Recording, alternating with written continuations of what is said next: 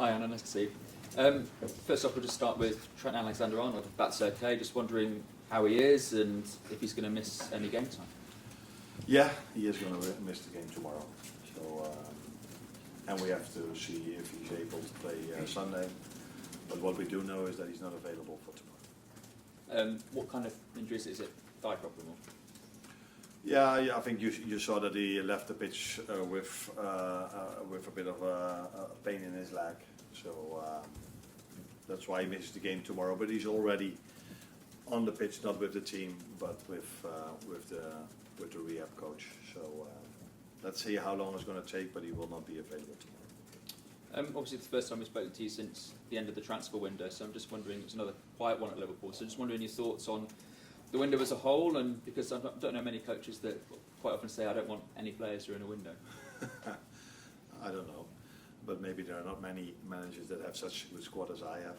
So I've said it many times, we have a very good squad, and if you look at the league table, I think the players have shown that the trust we have in them was correct, and we don't have, apart from Trent now maybe for a few days, but we don't have many injuries, not long-term injuries, in moments that the windows is open.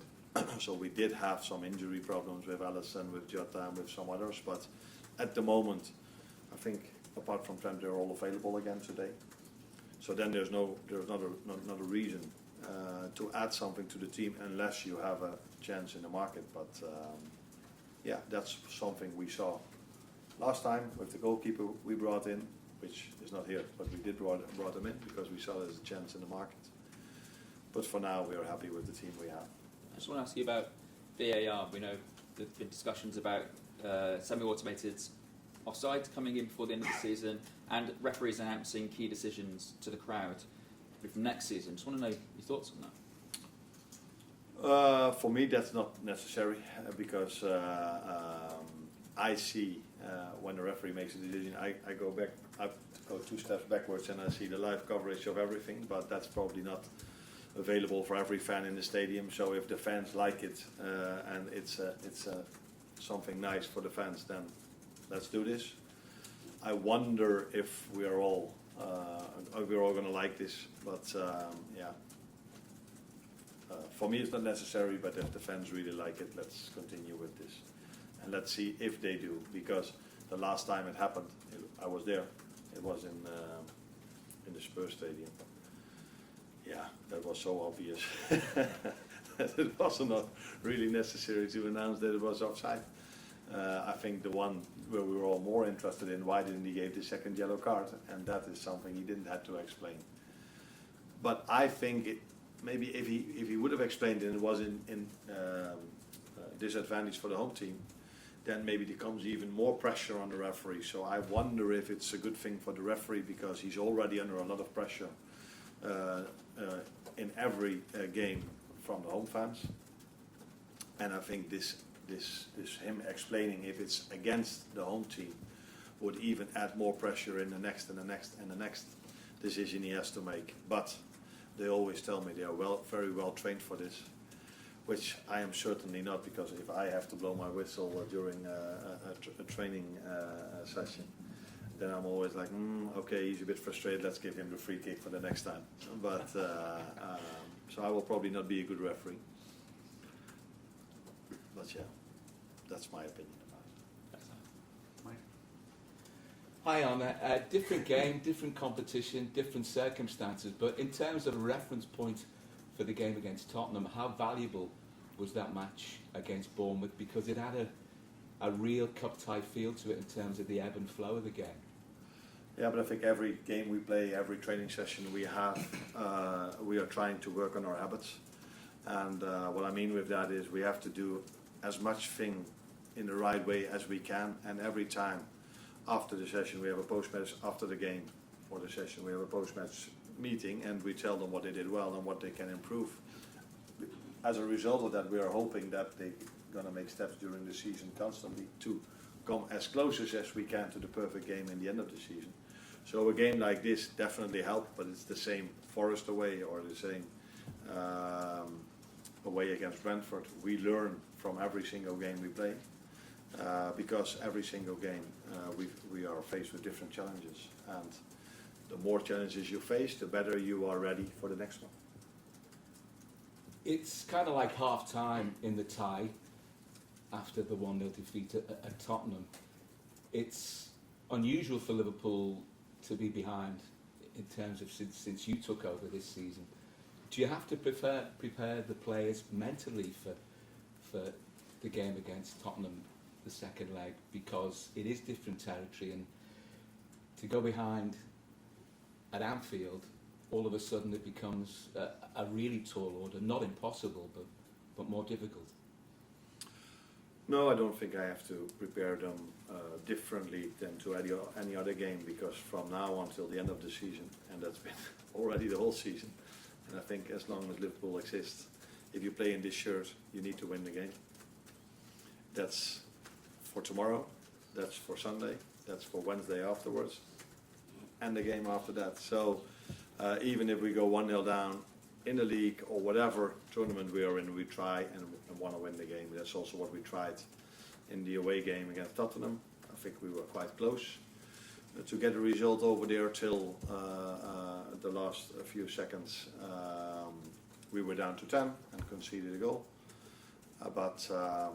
Yeah, nothing changes for this game compared to all the others. If you wear this shirt, if you go out at Anfield, there's only one thing that is expected of you, and that's winning the game.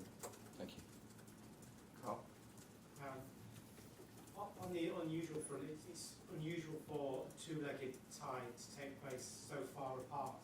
Yeah. Does that make any sort of difference? Well, obviously, had a whole transfer window between the two games. Yeah. Usually they're back-to-back, like week after week. Does that make a difference or anything? Yeah, and now you tell me, I'm like, yeah, you were right. Is this unusual for England as well, or is this usual in the League Cup? It's unusual, I think, for this one. It's not used this far apart. Okay. Yeah, not that it matters a lot, but if you play 1 week later, then normally you face exactly the same team again. And now, with all the injuries Tottenham had last time we played them, would have been a bit more in our advantage if we played them 1 week later again. Although we lost against the ones that were fit that time. But indeed, they did brought in 3 players, I think. One of them was already there, the goalkeeper was already there in the window. So now we face two different ones. I wonder if Mickey van der Ven is ready to play. He of course has a big impact on that team. So yeah, it might change the quality we face tomorrow compared to the last time. But we were already not able to win from the team that played last time. So it's going to be a difficult one, which we know. If you reach the semi-final against Tottenham, you know it's going to be a difficult one. But I think we will be better than the last time as well. With Trent being out, it makes an opportunity for Connor Bradley maybe to play. After his experience in Eindhoven, was that an important learning curve for him? I played the game against Tottenham also back then. I just said it as well. I think every single game, every single training session has something to learn.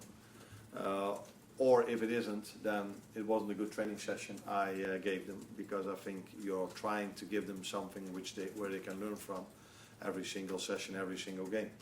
And that is something I think we played in Eindhoven quite a good game if you take into account the team we've played with. So this team hardly ever played with each other. But we did concede 3 goals, and if I then take a closer look at those 3 goals, I don't even think we did much wrong, but only some small details, and that is something at the level like PSV or tomorrow.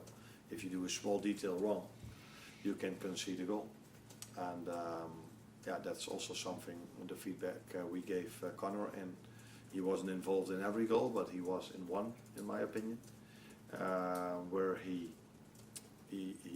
didn't follow the overlap aggressive enough, and that led to I think the 3rd goal. Hi Arne, you've spoken previously about your desire to get more goals and chances for your number 9s. In the last 6 games, the starting number 9s only had 4 shots on target from nearly 400 minutes. However, in those 6 games, you've also had a goal from Jota, 2 goals from Nunes of Brentford and 2 from Gakpo from that central position on the pitch. So are you happy for your central striker to be more of a facilitator, or are you still trying to get them more goals? I will be happy if that player becomes both. So facilitator, nice word. I didn't know that one yet. And scoring goals himself. That's again what we want to achieve in the end. But I also saw the penalty from Cody where Lucio as a 9 played a part without even touching the ball. So he dragged the centre back out, which led to the fact that Cody was in a 1v1. And he made a deep run and got tripped, which led to the penalty. So in the end, you want attackers, midfielders to score. We've spoken about our attacking midfielder as well. We need to get goals from many positions, including them, including centre backs that can score from set pieces also. So that's what I just said. We are trying to work on the training ground and with the feedback we give them after the game to make the team better and better and better. And in the end, the number 9 should be a facilitator, like a winger, but a winger and a 9 should also score goals. And last one for Will. Just ask about the goalkeeper situation. I made his decision. Obviously, Queen is playing this competition a lot, plays Allison in the first leg, so do you know what you're going to do there? I know, but the 2 goalkeepers don't know yet. So if I'm going to leave this room, I'm going to go to the media next door, and then afterwards I'm going to inform the goalkeepers which decision I've made. Just on your squad, you said it's only Trent out. That means you do have to leave players out your squad on the match day. As a manager, I guess that is the luxury you want, but how do you go about that news? Because obviously Chiesa and Gomez missed out at Bournemouth. Yeah. How do you deliver that and keep them upbeat to keep them going? Yeah, that is one of the only things I don't understand here in England. So everywhere around the world and in Europe as well, when we play Champions League, we can take 23 players to the game. And we are here in a country where we play the most games, especially like the likes like Aston Villa, us, Arsenal, Chelsea, all the ones that are playing in Europe. And we have the League Cup over here and the FA Cup. So we play so many games. So if you are able to play all these games, you need a big squad. That seems to be fair to me.